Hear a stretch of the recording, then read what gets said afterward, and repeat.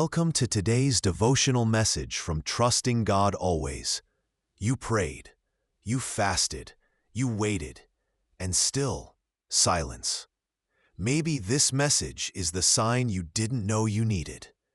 If these words meet you right where you are, like, share, and subscribe. It helps us reach more souls who need God's comfort. Comment below with your favorite Bible promise, or the one you're still holding on to in the waiting. Let's begin, and let His Word breathe new life into yours. You know the feeling, don't you? That quiet ache that settles in deep within your chest, heavy and persistent. It arrives when you've poured out your heart with the same prayer, again and again, facing the same mountain that refuses to move, enduring the same challenge for what feels like an eternity. You sit by the window, the world outside a blur of motion and progress, watching lives unfold, milestones met, while your own hopes and dreams seem suspended, stuck in slow motion, a playback loop of unmet desires. The silence from heaven isn't just quiet. It feels heavy, weighted with the unspoken, the unheard, the unanswered. It can feel almost deafening in its intensity, a void where you expected a response. You've faithfully read the promises etched in Scripture, verses that speak of breakthrough and provision, of strength and peace that surpasses understanding. You've seen glimpses of His undeniable power at work in the lives of others, friends, family, stories shared online. But right now, in this moment, it feels like it's just you and the unanswered questions echoing in the stillness of your own heart and home. Perhaps in the quiet of the night or the solitude of a long day, you've whispered, "God, are you even there? Do you see this? Do you care about what I'm going through?" This raw, vulnerable questioning isn't necessarily a sign of a lack of faith crumbling under pressure. Sometimes it's the honest cry of a sincere heart wrestling in the waiting room of life. It's the soul's way of reaching out in the dark, seeking confirmation of a presence it struggles to perceive. You might find yourself tracing patterns on the foggy glass of a window pane, lost in thought, remembering a time when hope felt lighter, more accessible, when breakthrough seemed just around the corner, easily within reach. Now, that corner feels miles away, obscured by a thick, disorienting fog of uncertainty and deep fatigue. The energy you once had to battle feels depleted, replaced by a quiet weariness that settles into your bones. This message is specifically for the one sitting in that quiet room, perhaps feeling invisible, sensing the weight of unspoken prayers and unmet needs pressing down. It's for the one whose faith feels less like a mighty oak and more like a fragile ember flickering precariously in the wind, threatening to extinguish with the next gust of doubt or disappointment. Hear this truth whispered into your stillness. God isn't late. His timing isn't measured by your calendar or your anxiety. He isn't absent, having stepped away from your situation. He sees you, every tear, every struggle, every quiet moment of wrestling. He hears you, every whispered prayer, every heartfelt sigh, even the questions you barely dare to voice. And He absolutely cares, with a love that is boundless and unwavering. More than that, He is actively working, orchestrating details you cannot yet perceive, moving pieces behind the scenes in ways that are hidden from your current vantage point. This season of waiting, as challenging, painful, and isolating as it is, has a profound purpose. It is not meant to break you, to leave you shattered and defeated in the silence. Instead, paradoxically, it is meant to build you, building resilience, building deeper dependence, building a faith that trusts not just when it sees the answer, but trusts the one who holds the answer. Lean in closer now, not away from the silence, but into the possibility that God's voice in this season might be a gentle stillness rather than a booming declaration. Let the quiet truth of His constant, unwavering presence begin to soothe the ache in your soul. He is here, in the waiting, in the silence, in the uncertainty.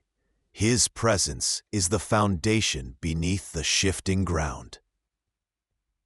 You stand before a door that won't open. It looms large, solid and unyielding, a stark contrast to the vibrant hope that once propelled you towards it.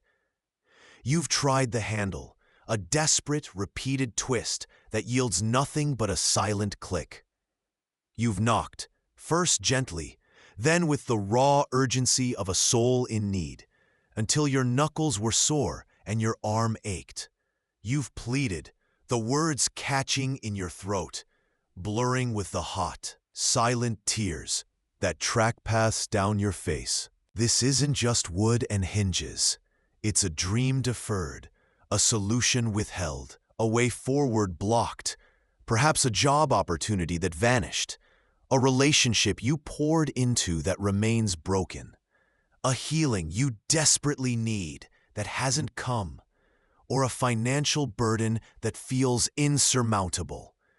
The air around the closed door feels thick with disappointment, a weight that settles deep in your chest, heavy and familiar. It presses down as you watch others seem to breeze through their own doors, their breakthroughs celebrated, their paths clear. A quiet question, edged with pain, surfaces from the depths of your soul. Why not me? This moment, standing at the threshold of something you desired but cannot access, is more than just an external circumstance. It is a crucible for your faith. Do you believe the one who holds the keys, who opens doors no one can shut, and shuts doors no one can open, Revelation 3:7, knows this door exists? Do you trust that He sees you standing here, feeling the sting of rejection or the ache of unanswered prayer? Does your faith extend to believing He has a plan for this very door, this impasse, even if His timing feels agonizingly slow or His answer appears to be a definitive no? This isn't abandonment. It's often divine architecture at work. The profound spiritual insight whispers through the silence. God frequently uses closed doors, not to punish or withhold good, but to redirect us, to protect us from paths that would harm us, or to prepare us for a different door, a better door, one opened perfectly by His hand and tailored precisely to His purpose for your life. Sometimes, the wilderness isn't a place of punishment, but the training ground for the promised land you couldn't otherwise navigate. Sometimes, the greatest growth happens when your back is against a wall and your only view is upwards. Don't let the closed door define your faith. Let it refine it. Let the disappointment become the soil where deeper roots of trust take hold.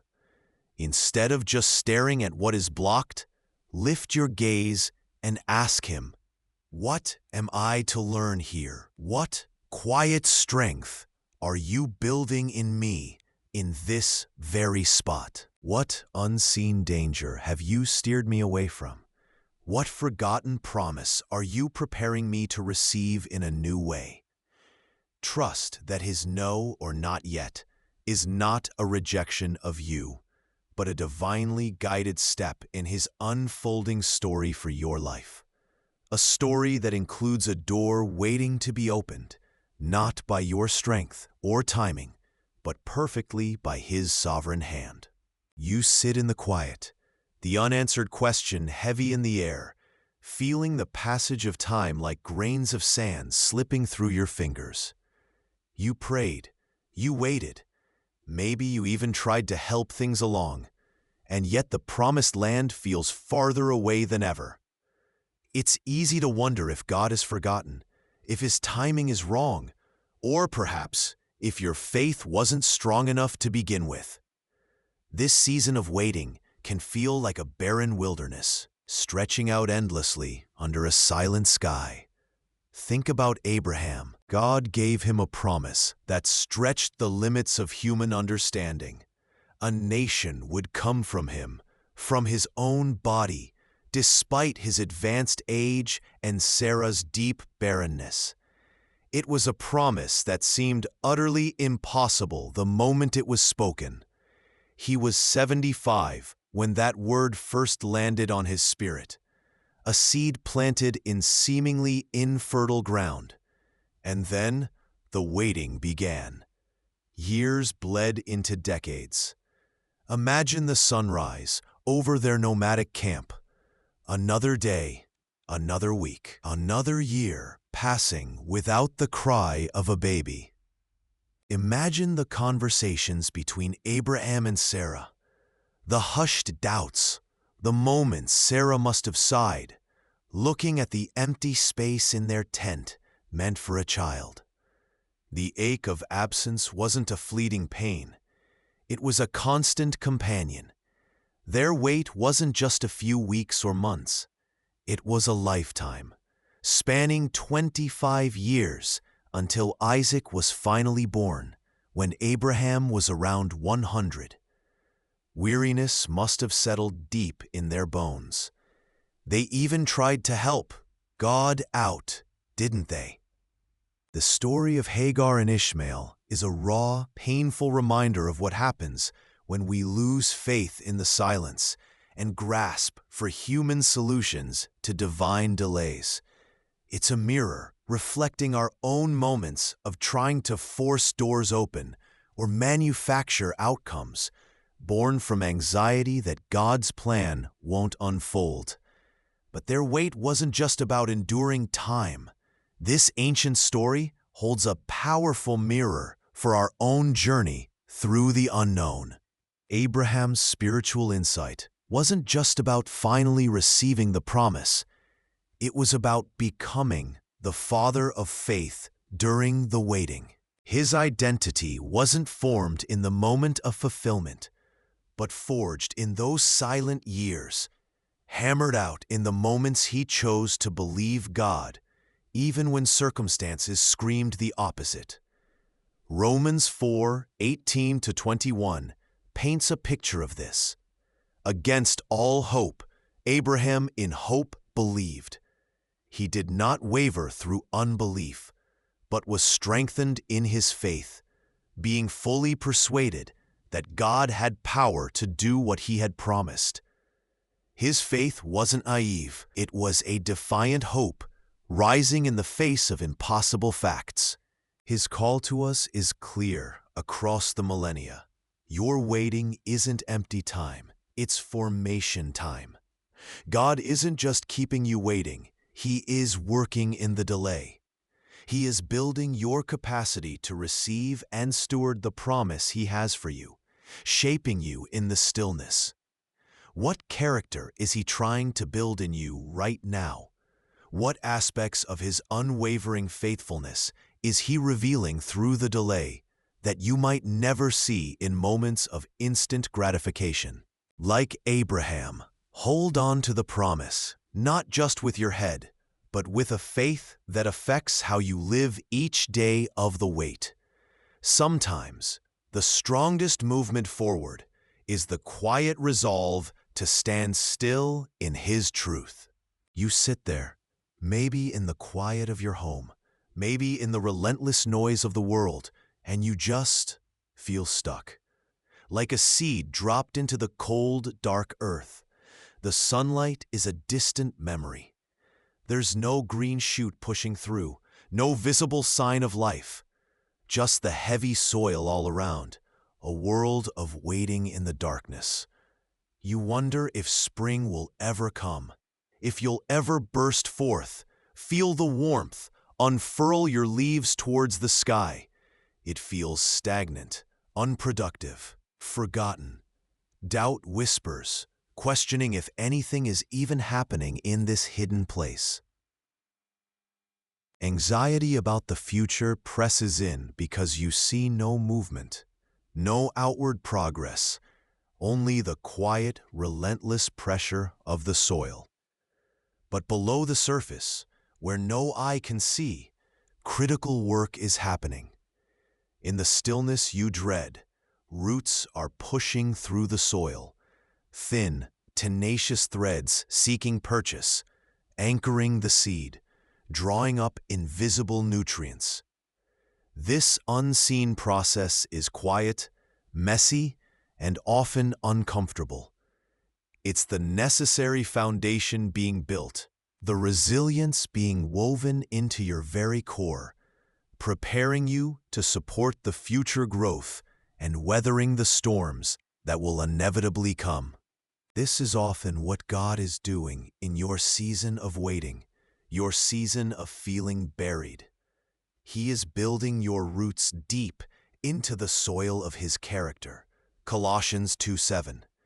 He's strengthening your foundation of trust, not in circumstances, but in Him.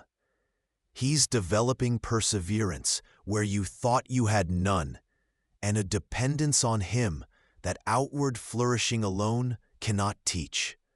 Sometimes the season that feels most dead is the one where life is most profoundly taking root. The darkness isn't a sign of His absence, but often His most vital work in you is happening here, unseen by the world, unseen even by you. You may not see outward progress. The breakthrough you long for isn't here yet, but He is faithfully completing the work He began in you. Philippians 1:6. Trust this unseen process. Don't despise these days of small beginnings or hidden growth. The strength you gain now, the depth of character He is building below the surface, is what is preparing you for the season of blooming that He has promised. The silent ground is not a tomb, it is a womb. Lean into His faithfulness, even when you cannot trace His hand. Let your roots find Him. The silence settles heavy around you, thick as fog in a valley. You sit in the quiet stretches of waiting, perhaps for an answer, a door, a breakthrough, or simply a sign that you aren't forgotten. This is where the whispers begin, insidious and soft at first, like distant wind chimes, then growing in insistence. Did I hear God correctly? The question slips into your mind, cold and sharp.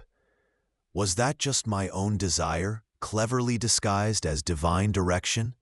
Doubt, a subtle serpent, coils in the stillness. You look around at others, their paths seemingly clear, their progress undeniable. Comparison sets in, a mirror reflecting only your perceived lacks. Is He punishing me for something I don't even know? Maybe I'm simply not worthy of this blessing, this peace, this promise I thought was mine. These are the quiet attacks, aimed directly at the heart of your faith, seeking to erode the foundation you thought was solid, desperate to steal the peace that passes understanding. The silence doesn't just allow these whispers, it amplifies them until they feel like loud, condemning accusations in the empty chambers of your soul. This inner turmoil, this wrestling match in the stillness, is not a sign of weakness or failure. It is, in fact, a crucial part of the spiritual battle fought not on mountaintops, but often in the desolate waiting room of life. But here is the profound, gentle truth. Recognizing doubt is not a failure. It is an invitation. It is an invitation to bring your vulnerable, questioning, wrestling heart directly to the source of all truth. Doubt, paradoxically, can become the very pathway to deeper faith, compelling you to seek the anchor when the ground feels shaky. Consider the psalmist David, a man after God's own heart, yet his psalms are filled with cries of distress, confusion, and deep doubt. In Psalm 13, he pours out his anguish. "How long, Lord, will you forget me forever? How long will you hide your face from me? How long must I wrestle in my thoughts, and day after day have sorrow in my heart?" He voiced the whispers, the feeling of being abandoned in the silence. Yet David didn't stay in the pit of despair. He always ended by declaring God's unfailing love and faithfulness, choosing to trust even when feeling forsaken. "But I trust in your unfailing love. My heart rejoices in your salvation. I will sing the Lord's praise, for he has been good to me." Your call in this season of whispers is to acknowledge their presence, but refuse to let them be the loudest voice in your inner world. Do not pretend they aren't there, but do not give them the microphone and the stage. Instead, learn to speak God's promises over yourself, like speaking light into darkness. Remind yourself of his unchanging character. He is faithful. He is good. He cannot lie. He is for you, not against you. Recall his past faithfulness in your life, the storms he brought you through, the wilderness seasons where his provision was just enough, like daily manna appearing in the morning dew. Anchor yourself to the truth of who you are in him, not based on what you see, feel, or what the whispers suggest, but based on his unchanging word. You are loved, chosen, redeemed, worthy because he says so. Let his truth be the loudest voice, drowning out the subtle accusations in the silence, transforming the waiting room into a sanctuary of quiet, determined trust. He stands in the dust, betrayed. The rough hands of traitors pull him away from everything he knew, from the echo of laughter, from the promise whispered in a dream. This is the pit, a place of abandonment, of dreams seemingly shattered by the very people meant to protect him. Joseph's journey begins not with a flourish, but a brutal descent. Maybe you know that feeling. The sudden drop, the unexpected pit opening beneath your feet, the betrayal that steals your breath. The world goes dark, and the future you envisioned dissolves like mist. The years blur into a cycle of servitude, then a crushing false accusation. The clean, sunlit house of Potiphar gives way to the cold, stone walls of a prison cell. Forgotten, overlooked, his innocence meant nothing against the power of a lie. His ability to interpret dreams, which once brought him favor, now seems a cruel reminder of a destiny snatched away. This is the long, hard waiting, the wilderness season in chains. You look at your own life, perhaps, and see the unjust twists, the opportunities missed because someone else's sin or mistake cost you dearly. You feel the heavy cloak of being unseen, unheard, forgotten while time marches relentlessly on. The iron taste of injustice is bitter, and hope feels like a fragile flame flickering in a storm. He could have succumbed to bitterness. He could have let resentment build walls around his heart, turning the ache of loss into a weapon against the world. He was wronged, profoundly and repeatedly. Yet through the pit, through the servitude, through the deep, echoing silence of the prison, the ancient text repeats a truth that defies the circumstances. But the Lord was with Joseph. God's presence wasn't a privilege granted after the trial ended. It was the quiet anchor within it. His proximity wasn't dependent on Joseph's freedom, his reputation, or his comfort. God was there. This is the paradox the soul must grasp in the waiting. God's presence is most fiercely true when your circumstances scream his absence. He was using the harshness, the isolation, the seemingly pointless years, not to punish Joseph, but to purify him, to forge his character in the furnace of affliction, to teach him dependence in utter powerlessness, to mold a shepherd boy into a leader capable of saving nations. Every betrayal, every injustice, every forgotten day in that damp cell was a brushstroke on a canvas Joseph could not yet see, positioning him exactly where God needed him to be. Your pit is not a dead end. It can be the preparation place. Your prison walls are not God's abandonment. They can be the quiet crucible where faith is refined. Look closer. Seek his presence, not just when the sun shines, but especially in the shadow of the valley. Trust that he is with you, weaving purpose even into the threads of pain and delay, working all things, yes, all things, even the ones that make no human sense, for good. Romans 8:28. Your call today is quiet but profound. Look for his hand, listen for his whisper, trust his presence, even in the places that feel furthest from the palace you long for. You trace the rim of a cold mug, the waiting a dull ache in your chest. Every sunrise feels like another page turned in a chapter that refuses to move forward.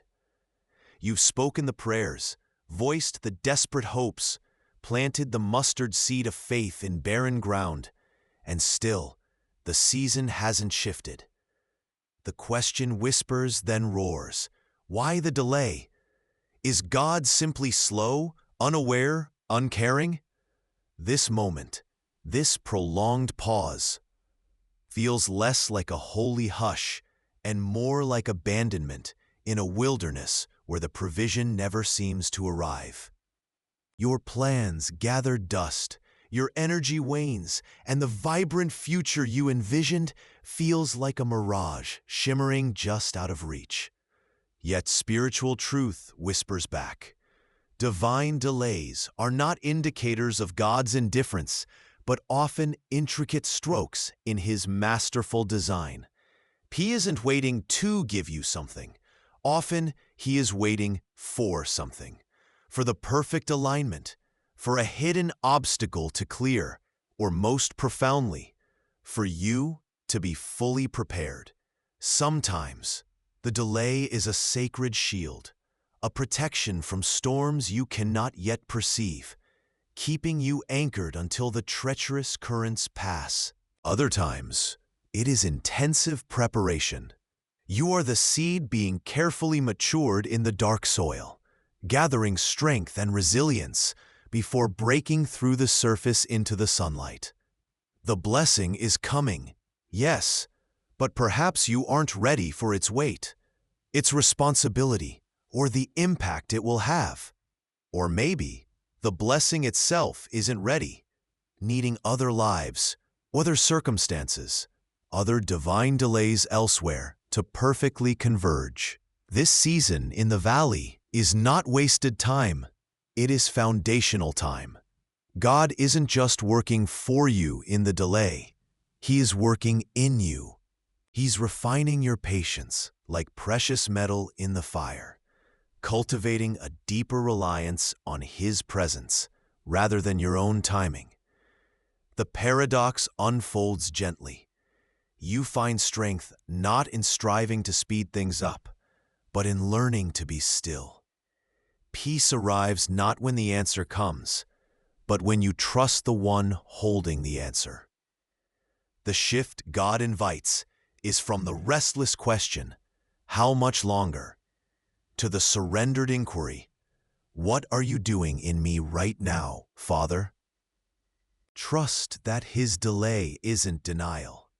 It is often divine strategy, moving invisible pieces on a cosmic chessboard for your ultimate good and his greater glory. Lean into the sacred slowness, for the master weaver is perfecting every thread. You stand at the edge of a dense, swirling mist. This isn't just weather. It's the feeling in your soul when life's path disappears. One moment, you thought you saw the way forward, maybe even glimpsed the destination. The next, the fog rolls in, thick, disorienting, chilling. Every step feels perilous. You reach out a hand, but see nothing beyond your fingertips. Doubt whispers on the wind, sharp and cold. Are you sure you know where you're going? What if you're lost? What if God isn't really leading you through this? This is the heart of walking by faith, not by sight. 2 Corinthians 5:7, when sight has completely failed you. It's the waiting room where the answers aren't posted on the wall. It's the season where the future is not a map, but an unknown wilderness. The world tells you to plot, to plan, to gain clarity, to see the end from the beginning. And yes, wisdom matters, but there are divine moments orchestrated by God where clarity is intentionally withheld, where the comfortable sunlight of certainty is replaced by the opaque veil of unknowing. It's in this fog, paradoxically, that true trust isn't tested, it's forged. Like gold refined by fire, your faith is purified not by what you can see God doing, but by trusting his character when his hand seems hidden in the mist. It's believing he is still weaving the tapestry, even when all you see are tangled threads and dull colors. You might feel blindfolded, but he promises he is leading. He doesn't ask you to navigate the entire fog bank at once. He simply asks you to take the very next step he reveals. It might be a quiet nudge in prayer, a scripture that lights up your heart, a simple act of obedience, or just the courage to put one foot in front of the other, breathing in his promised presence. Don't demand to see the whole staircase when you can barely see the first riser. The promise is not a floodlight illuminating the distant horizon, but a lamp for your feet and a light for your path. Psalm 119:105. Enough light for this step, the one right in front of you. Maybe God isn't withholding the path. Maybe he's teaching you to walk with him, not just on the path. Your deepest fears, the anxiety of the unknown, the doubt that paralyzes, the waiting that feels endless, meet the quiet, persistent call of his faithfulness in the fog. He is with you, closer than your own breath. Will you take just one more step? Will you lean into the paradox that the less you see, the more you can truly trust? You sit in the silence, wondering if your prayer was even heard. The wind taps the window, like God's whisper, waiting for your stillness. But the stillness inside feels vast and empty.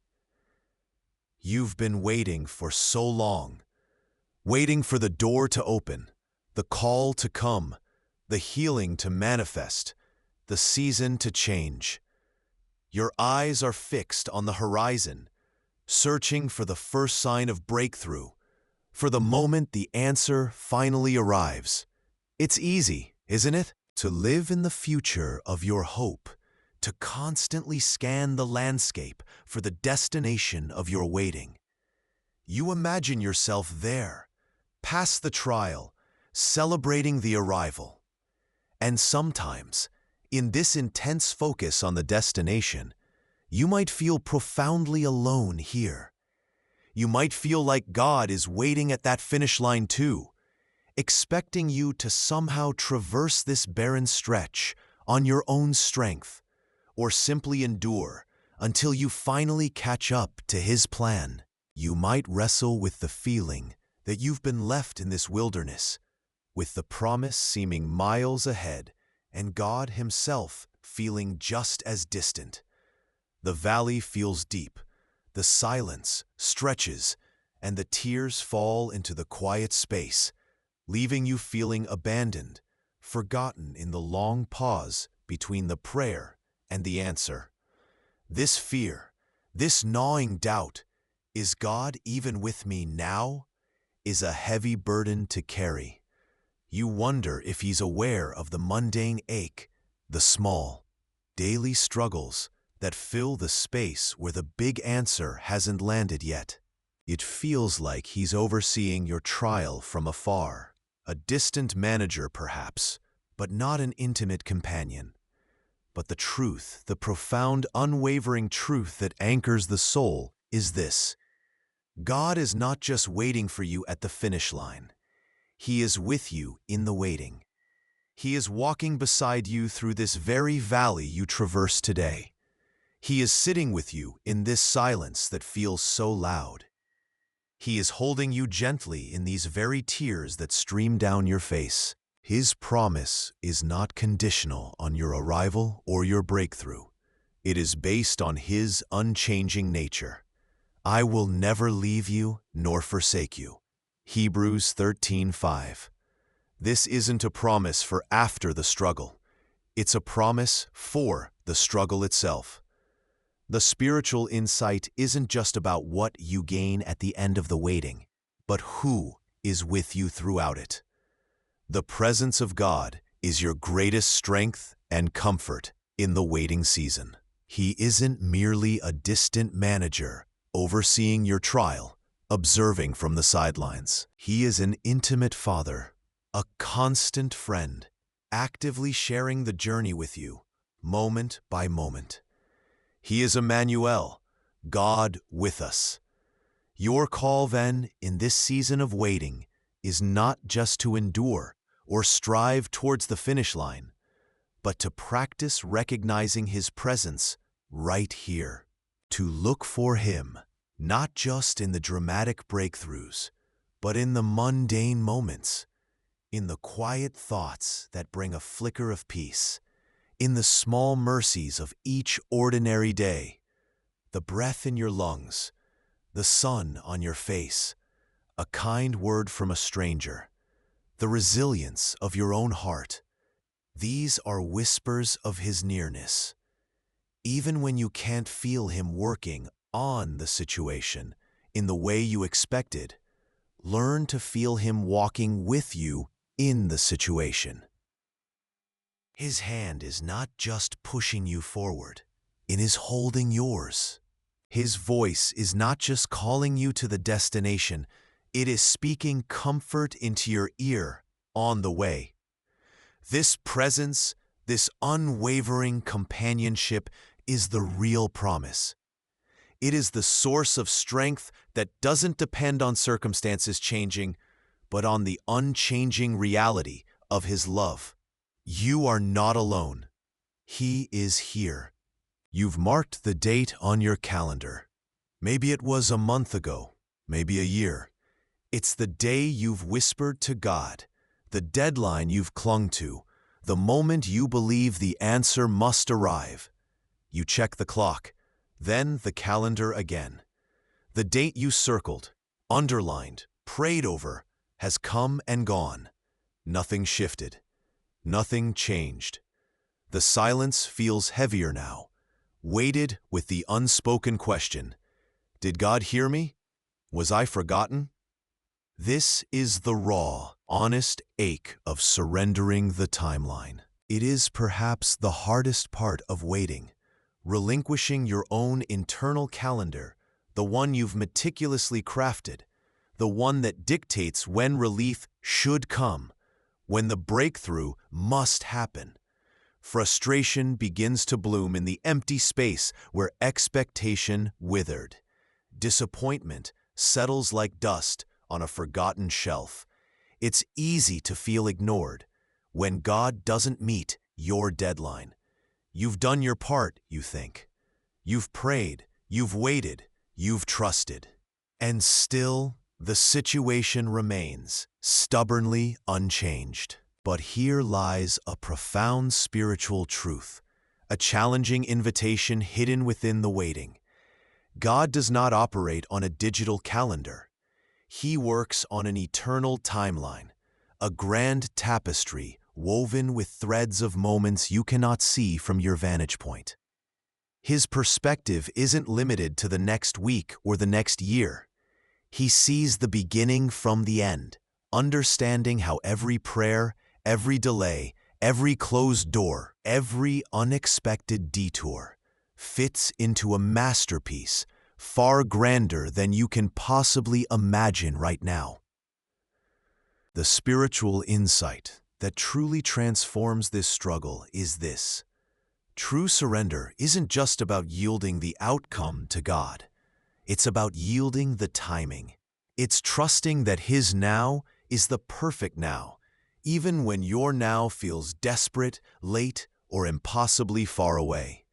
It's a quiet, daily act of faith that says, "My heart longs for this by this date, but my trust rests in your wisdom to know the best date." Think of Christ in the garden, Luke 22:42, praying, "Not my will, but yours be done." We often apply this to the what of His will, but He also modeled surrendering the when. He knew the cross was imminent, but He still surrendered the final moments, the agonizing wait, to the Father's perfect plan. Your call today, in the face of a past deadline and persistent waiting, is to release your grip on the calendar. It's a moment-by-moment practice of opening your hand and letting go of the date you've circled. Practice saying, not just "your will be done," but "your timing be done." It's a paradox. By letting go of control over the schedule, you gain true freedom from the anxiety of missed deadlines and the crushing weight of unmet expectations. This surrender is an act of profound trust, acknowledging that God's sovereign wisdom knows what is best, even if it means waiting in the valley when you expected to be on the mountaintop by now.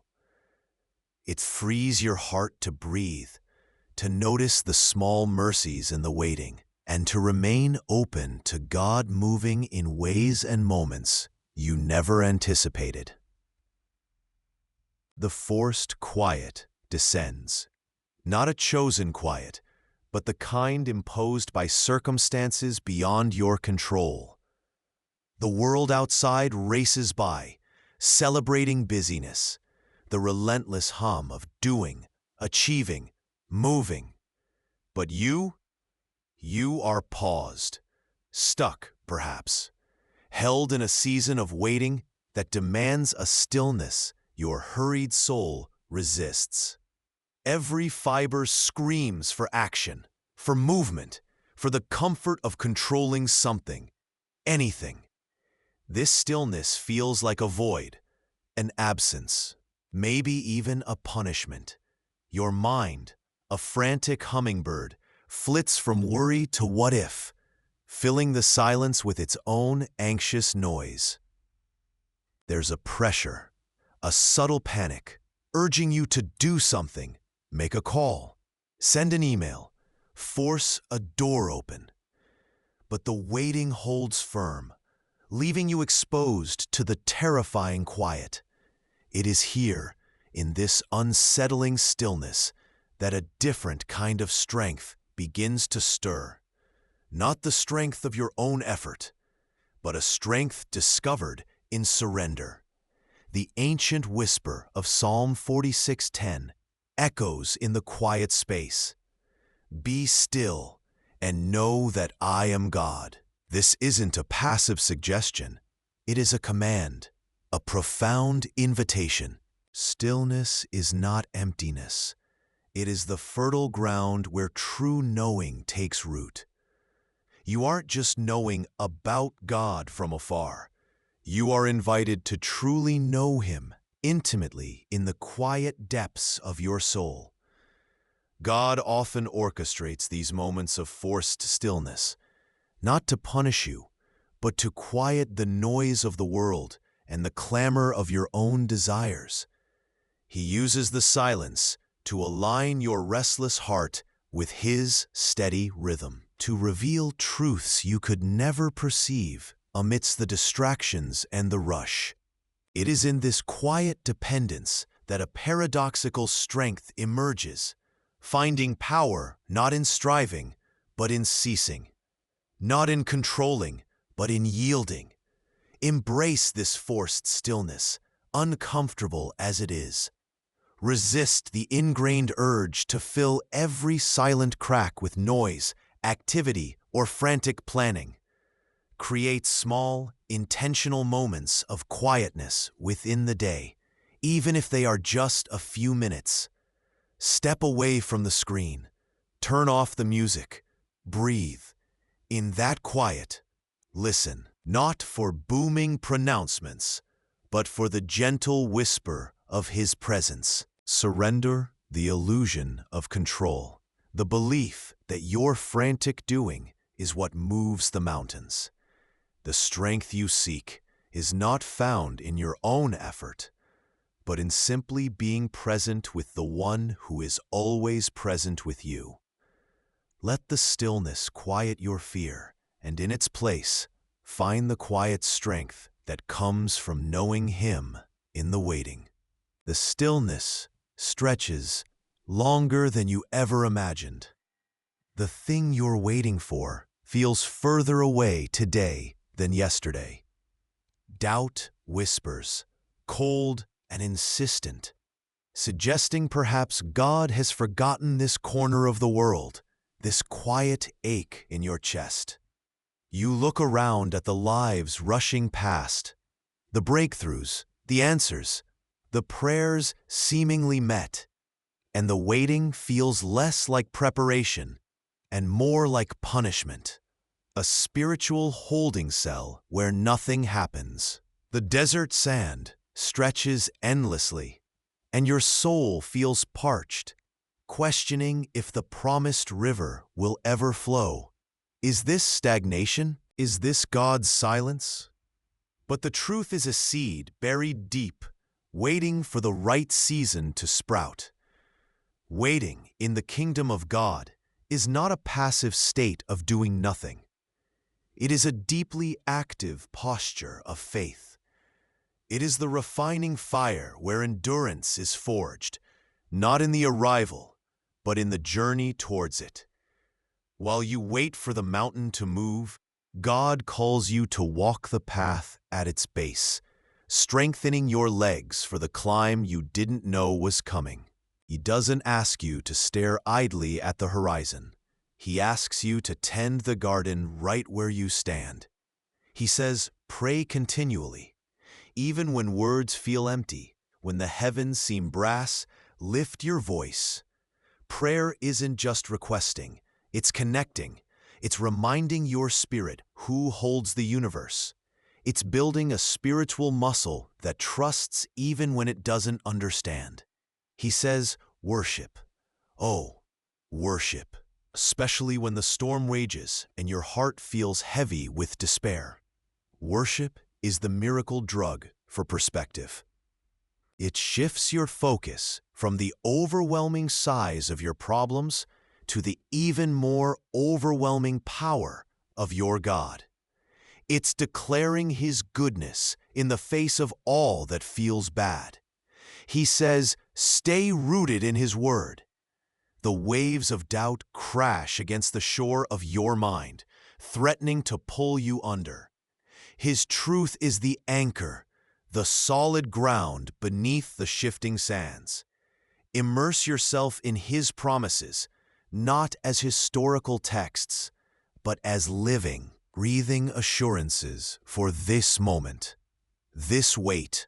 He says, serve others. When your own needs feel monumental, turning your gaze outward can be the most healing act.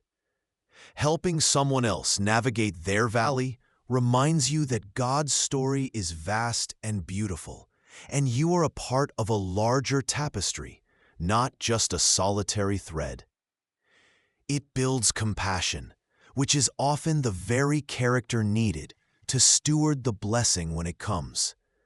Finally, he says, maintain obedience in the small things. Faithfulness in the waiting room is built by carrying out the simple instructions given for today. That small act of kindness, that moment of choosing patience, that commitment to reading one verse, these are the building blocks.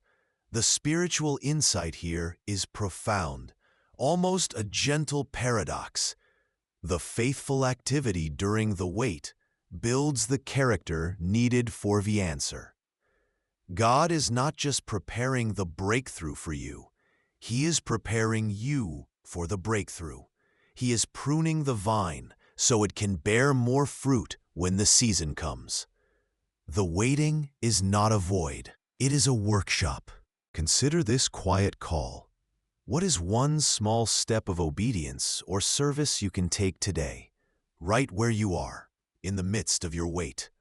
How can you intentionally seek God's face through prayer, worship, or His Word while you wait for His hand to visibly move? The waiting doesn't define you. How you wait does. Engage in the active posture of faith. Tend the garden. Trust the process. The clock ticks, each second a heavy weight pressing down. You feel the pressure mounting, the finish line nowhere in sight. The air is thin here, in the middle of the wait, where patience wears thin and hope feels like a flickering flame in a fierce wind. It's the wilderness of not yet, a landscape you never chose, yet find yourself walking through, step by uncertain step. This isn't the easy path. It's the one where grit is tested, where the desire to just stop, to give up, whispers constantly at your ear. Yet the ancient wisdom calls out, a voice counter to the clamor of your present discomfort. James, the brother of Jesus, speaks into this very moment, saying, "Consider it pure joy, my brothers and sisters, whenever you face trials of many kinds." Trials. Waiting is a trial. Pure joy? It feels like a cruel irony, a poetic paradox whispered into the storm. How can this aching emptiness, this drawn-out uncertainty be joy? Because, James continues, you know that the testing of your faith produces perseverance. Perseverance, endurance. This waiting, this hard place, is forging something precious within you. It's building a spiritual muscle you desperately need. The ability to stand firm when everything around you shakes. To keep believing when sight offers no evidence. To not collapse under the pressure, but to stand strong, like an oak weathering the tempest. This isn't just stubbornness, not mere human willpower forcing itself forward.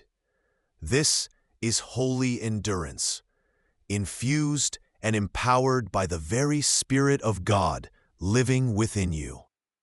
It's drawing strength not from your depleted reserves, but from the boundless well of His grace. It's less about you holding on and more about Him holding you up. Romans echoes this truth, showing the divine purpose woven into the fabric of suffering and waiting. Suffering produces perseverance, it tells us. Perseverance, character, and character, hope. The waiting isn't just about the thing you're waiting for. It's about who you become in the waiting. This season is a refining fire, burning away impurities, strengthening the core of your faith, making you more resilient, more deeply dependent on the one who holds the threads of time. The pain has a profound spiritual purpose. So what if you viewed this season not as a punishment or a pause, but as training ground? What if every moment of choosing faith over despair, of whispering a prayer when exhaustion screams, of leaning into God's promises when fears surround you, what if that was the very workout, building this vital endurance? Ask Him for it. Cry out, "Lord, build endurance in me. Fill me with your strength when mine fails." Lean into Him, not against the difficulty. Every breath you take, every step you don't give up on, is strengthening a muscle forged in fire, ready to serve you through every challenge yet to come. This waiting is building something holy within you. Trust the process. Trust the builder. You've waited, not just days, but months, maybe even years. You've held that one prayer close, whispering its needs into the quiet night, tracing its shape like a precious stone. It felt like the mountain you had to cross, the wilderness you had to survive, to reach the promised land of its fulfillment. You prayed for a specific outcome, a clear path, a tangible rescue. But in this long stretch of waiting, a subtle, almost unnerving shift has occurred. The fierce, burning urgency you once felt for that specific answer, it seems to be fading. It's confusing, isn't it? Like the needle of your compass, once pointing firmly north towards that desired destination, now seems to wobble, spinning slightly in a new direction.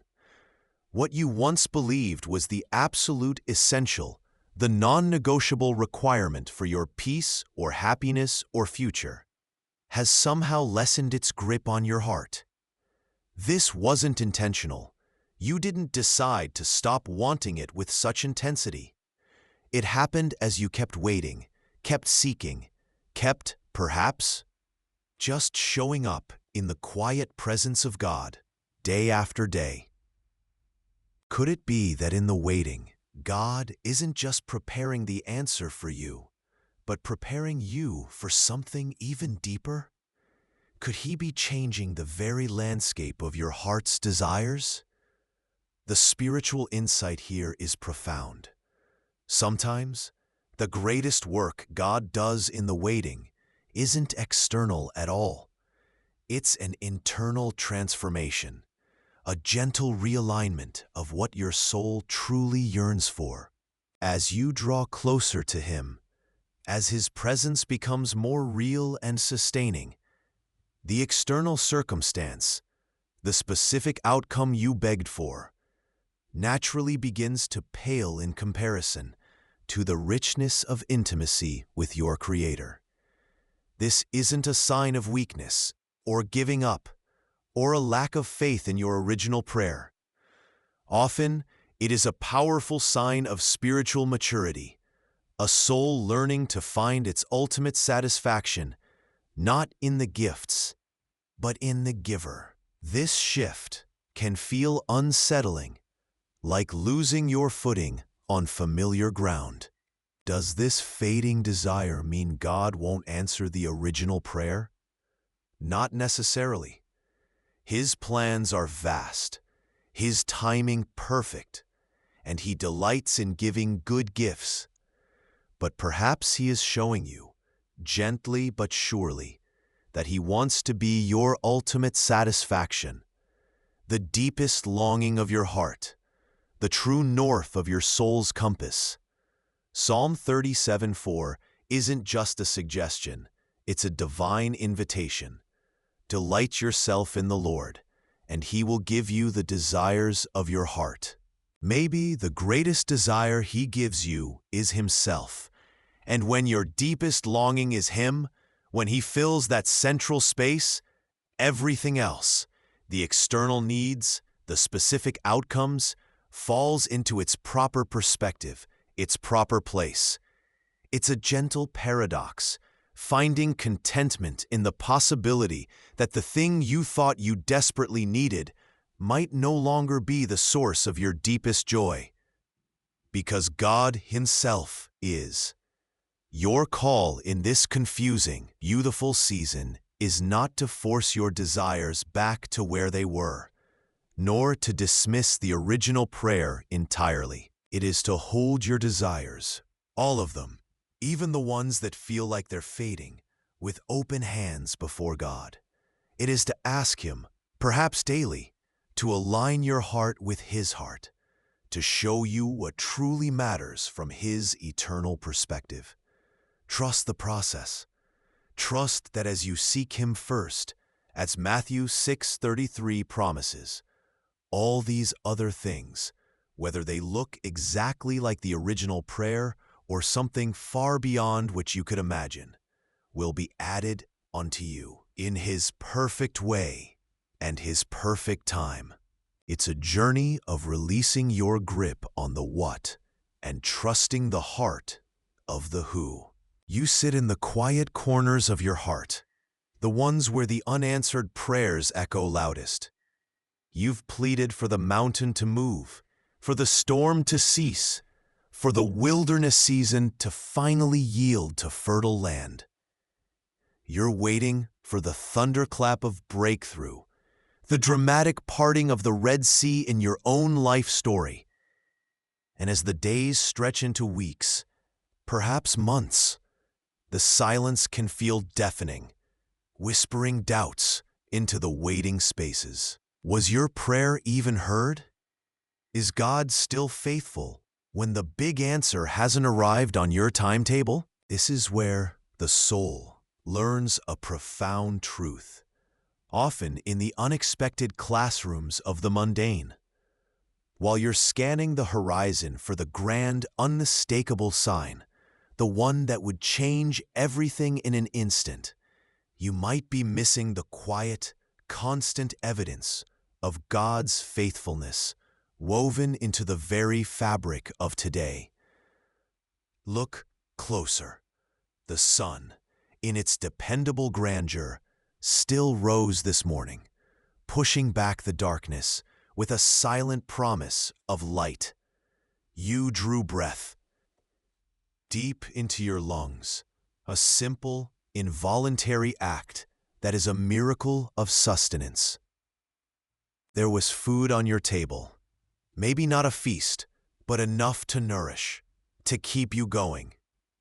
A friend's text message arrived at just the right moment, a small echo of human connection that felt divinely timed. You walked outside and saw the unexpected beauty of a flower pushing through concrete, the vibrant hues of a sunset painting the sky, the intricate pattern of dew on a spiderweb. These aren't insignificant details in a monotonous day. They are fingerprints of God, subtle yet undeniable proof of His ongoing care, His consistent grace, His unwavering presence, holding the universe and your life within it, even in the midst of uncertainty and anxious waiting. The spiritual insight here is life-altering. God's faithfulness is not contingent on Him answering your specific, grand prayer on your preferred schedule. His fidelity is not measured solely in the dramatic rescues or the instantaneous healings you yearn for. He is faithful to sustain you, guide you, and love you every single day, regardless of your circumstances, regardless of how loud the silence of waiting seems. He doesn't stop being God. He doesn't stop caring simply because the breakthrough hasn't manifested yet. His mercies, the ancient text reminds us, are new every morning. Lamentations 3:22-23. Think of that, a fresh supply of grace, compassion, and steady care available with every sunrise. They are not stale leftovers from yesterday's struggles, but new manna for today's journey. The river of His faithfulness flows whether you feel the current of the big answer or not. It is constantly sustaining the ground you stand on. Perhaps the greatest paradox of faith is discovering that the God who can move mountains is also the God who faithfully provides the air you breathe on the smallest Tuesday. Your call, your invitation in this season of waiting is to cultivate a posture of gratitude that actively looks for and acknowledges these small things, everyday mercies. It requires a shift in focus, a spiritual discipline of seeing. It's easy to see the mountain that hasn't moved. It takes intentionality to see the ground beneath your feet that God is still holding firm. Keeping a gratitude journal, perhaps just jotting down 3 small things you noticed God's hand in today. The comfortable warmth of your bed, the taste of your morning coffee, the kindness of a stranger, the simple function of your body can feel small, almost trivial. But this practice isn't about listing things. It's about training your eyes to see God's hand in things. It's about anchoring your soul in the constant current of His faithfulness, even when the winds of uncertainty are strong. This practice shifts your perspective, pulls you out of the tunnel vision of what hasn't happened yet, and reminds you that His faithfulness is a constant, nourishing river flowing through your life, sustaining you moment by moment, day by day, even when the desired destination still feels impossibly far off. Trusting God always means trusting Him not just for the future miracle, but for the present mercy. It means finding the quiet, unwavering presence of the Sustainer in the waiting, and realizing that He is the breakthrough you already have. The waiting settles in the air, thick and heavy, a quiet ache that presses against your chest. You've poured out your heart, laid bare your deepest needs, and the silence that answers can feel like a vast, unyielding desert. Days stretch into weeks, weeks into months, and the bright flame of initial expectation begins to flicker, threatened by the persistent wind of delay. It's easy to wonder if your voice carries past the ceiling, if the prayers you whisper into the night evaporate before they reach the heavens. This space between the prayer and the answer is often the most challenging terrain of faith. It is here, in the quiet of the unfulfilled, that doubt tries to build its stronghold. But there is a truth, ancient and enduring, spoken like a lifeline into this very struggle. The Apostle Paul, writing from a place intimately familiar with hardship and delay, speaks of a hope that does not disappoint. Romans 5:5. This is not the fragile hope that rests on favorable circumstances, like hoping for sunshine on a cloudy day. That kind of hope is easily shattered. The hope the Bible describes is a confident expectation, a deep-seated assurance rooted not in the shifting sands of your current situation, but in the bedrock character of God Himself. It is the certain knowledge that He is inherently good, that His plans, though often hidden, are designed for your ultimate good, and that He is actively working, even now, in ways you cannot possibly perceive. The wait might be a crucible, but it is also God's workshop, where He crafts resilience and refines trust. Your hope in this season is not ultimately anchored in the specific outcome of your prayer request, the job, the healing, the relationship, the breakthrough. While those desires are real and valid before God, the unshakable anchor for your soul is the identity of the one you trust. He is the waymaker, capable of forging paths where none exist. He is the healer, whose touch restores what seems irrevocably broken. He is the provider, whose resources are infinite. He is the restorer, who breathes life back into dry bones. His power knows no limits, and His love for you is a fierce, unconditional current flowing towards you always. Your call in this season is not to conjure up false optimism, but to actively hold on to this hope like an anchor in the fiercest storm. Hebrews 6:19. Cling to it. Speak his promises aloud when the silence feels loudest. Remind your heart of his track record, the ways he has been faithful throughout the grand narrative of history, and the quiet, personal miracles he has woven into the fabric of your own past. The wait has a limit. Every wilderness journey eventually leads to a promised land. God's goodness, however, does not. It is infinite and everlasting. He will bring you through this season. You may not emerge unscathed by the struggle, but you will emerge stronger, with roots that have grown deeper in the fertile ground of his faithfulness, and with a testimony of his perfect timing etched into the story of your life. The season of waiting is not the end.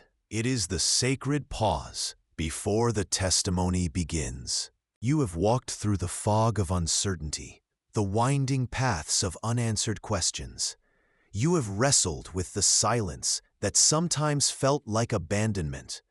You have waited with a patience you didn't know you possessed, and you have brought your deepest longings, your most vulnerable fears, before the throne of grace. Now, as the journey shifts from frantic striving to quiet reflection, allow a profound sense of peace to settle deep within you. The striving can cease. The endless, anxious checking and rechecking of the metaphorical clock, the replaying of scenarios, the urgent need to make things happen, all of that can pause. You have placed your requests, your future, your heart's cry before the King of the universe. He is the one who not only hears, but who holds time itself in his hands. Yes, this season has been difficult.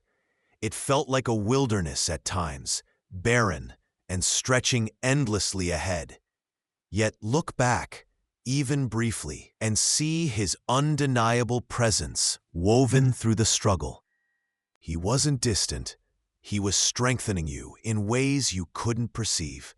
He wasn't delaying.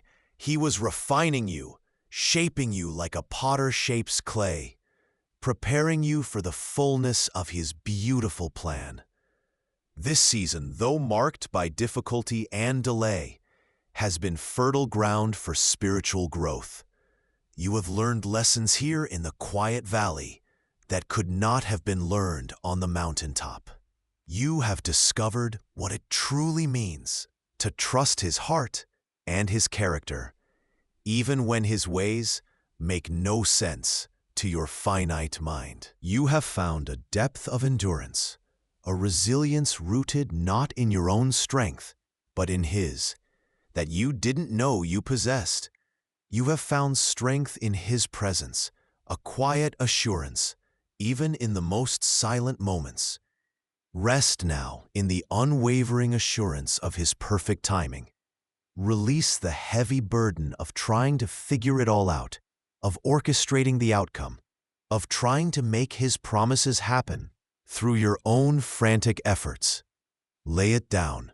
His love for you is steadfast, as sure and immovable as the ancient hills. His faithfulness is not a shifting sand, but a sure foundation beneath your feet. The work he has begun in you, the transformation happening in the unseen places of your soul, is real and ongoing. And the answer he is preparing for you, the unfolding of his promise in your life, will come to pass.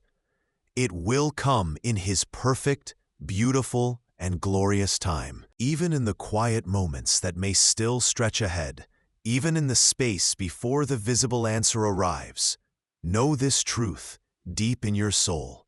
Let it resonate in the chambers of your heart. His presence sings over you. It is a song of perfect peace, a lullaby of unfailing love, a symphony of divine intention. You are not forgotten. You are not overlooked. You are held in the palm of his mighty hand. You are seen with eyes of infinite tenderness and understanding. And you are exactly where you need to be, right here, right now, walking on his perfect timeline. This hidden season is not wasted. It is being woven into the holy story he is writing for your life. They didn't see the end, but they trusted the author, and that was enough.